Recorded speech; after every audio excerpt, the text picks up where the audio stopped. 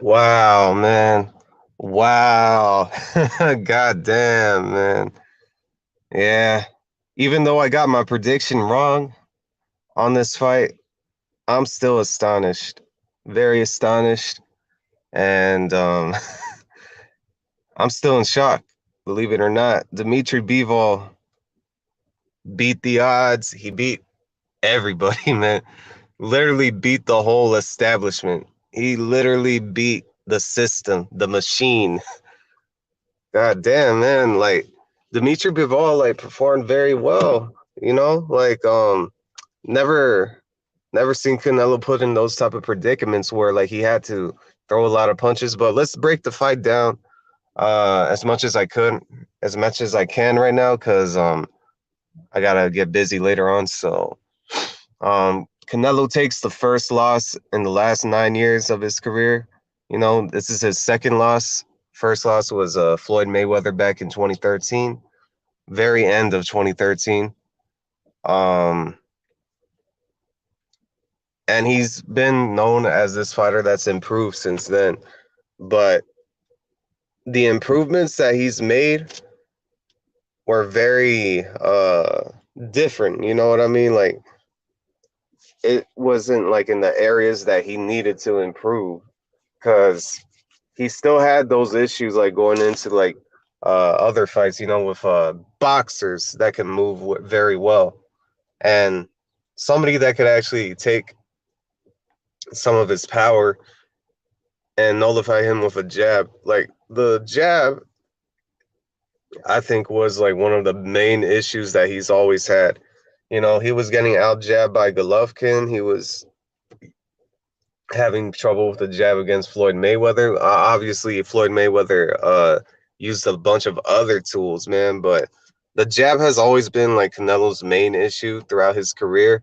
But for me, I thought in this fight that he would take away the jab at this point of Dmitry Bivol because Bivol doesn't really didn't provide to me from based on his previous fights, he didn't provide too many issues that make me see that Canelo would have a lot of problems with him. But damn, man, he really showed out. You know what I mean? Like he nullified Canelo's power. He made the adjustments. He stuck behind his jab. Kept Canelo at a certain amount of distance. And Canelo had to work hard, man. Canelo couldn't throw as many. Well, he was getting backed up most of the time by Dmitry Bivol. And you could see like the frustration in Canelo, you know what I mean? When he was like trying to goad Dmitry Bivol onto the ropes and Bivol wasn't having it, you know what I mean? He was playing four-dimensional chess with Canelo and Canelo just like tossed the whole chessboard, man, you know what I mean? In frustration. So this really surprised me, man. Like this is a prediction that even though I got wrong, I'm surprised, man. I'm surprised that Bivol beat all the odds. You know what I mean? He beat the hardcore boxing fans. I knew a lot of guys that I respected that were actually still picking Canelo, man, because Canelo not only like he has the whole machine behind him, but like he's a very skilled fighter. Like pound for pound, they understood that his skill would like climb upon other divisions, besides like the middleweights and then obviously when he was at junior middleweight. But in this fight right here, man, like it was completely different, like Bivol, you could tell that Bivol was like coming in with a different demeanor. And this was what I was talking about in one of my early prediction videos that Dmitry Bivol comes from a country that doesn't have the same values, the same cultural values as like Mexico, UK, US, and he didn't even have any type of like prior relationship with Canelo. Kind of similar to how Avni Yildirim had some type of prior relationship, but Dmitry Bivol, man, came in with a different mindset. Like he wasn't there to be like folding under the lights or anything like that. That's what I was afraid of for Dmitry Bivol, that he would just fold under the lights and that the whole occasion would just get to him, and like no matter how good that he performed, the judges were just gonna take away the fight from him or like they were gonna give like some of those close rounds to Canelo. That's what I was afraid of the most. That's why some of those rounds I was kind of scoring for Canelo a little bit because I was afraid that Dmitry Bivol would get outboxed. I mean, would get job than the scorecards. You know what I mean? But um, some of those rounds, I think to be honest, I was like in a conflict. Like, damn, man. Even though I would have given those rounds to Bivol, the judges might have something different in mind. You know what I mean? So I was like conflicted with scoring it myself and between like the perspective of the judges that would normally score a Canelo fight. But luckily, I scored it 116, 112 for Bivol. Luckily, I think I could have given a lot of those rounds to Bivol, man, to be honest. But I was like so concerned about the judging, the scoring, like how they would score this fight, man. Because I thought Bivol was doing a good job, man, nullifying Canelo's offense. He was doing the right things, like not engaging with Canelo, like backing away from the ropes, not just standing there. He was blocking a lot of Canelo's punches. And Canelo was thinking that he was going to break his arms down, and I thought he was going to break his arms down too, man, like in my prediction video. But um, this wasn't Callum Smith, and this definitely wasn't Caleb Plant. Matter of fact, I think the strategy that Bivol was doing was something that Caleb Plant should have done, but Caleb Plant, man, had a lot of stamina issues. And Dmitrii Bivol, man, is a better athlete than a lot of the guys that Canelo has fought recently, Probably the best athlete since I would have to say Irizlandi Lara, man, But even though he's not as athletic as like a prime Irizlandi Lara, like he still had enough in the tank, you know what I mean, to beat a guy like Canelo. Because you got to keep in mind that Dmitrii Bivol and Canelo are the same age.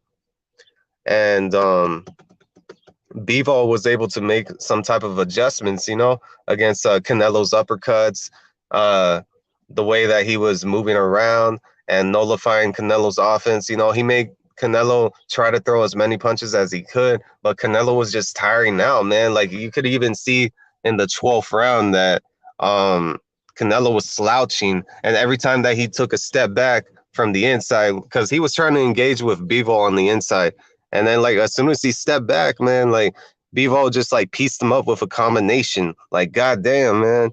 I never seen Canelo put in that type of predicament in a long time, to be honest, man. He was backing up from Bivol like most of the time. Like he was trying to get Bivol to engage, but Bivol wasn't falling for the bait with a lot of those counters, man. So shout out to Dmitrii Bivol, congratulations to him.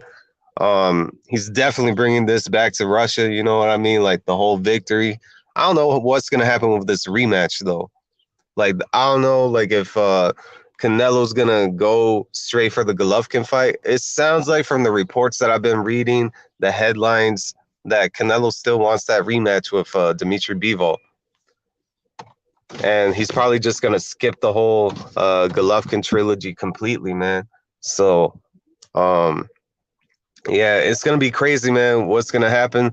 And it's going to be interesting these next couple months. Kind of like how I said that this fight was interesting. Like only the main event. The undercard sucked. It sucked ass, man. Like that's why I had to close down my other stream and then look into the other fight. You know what I mean? I mean the primary fight, the main event.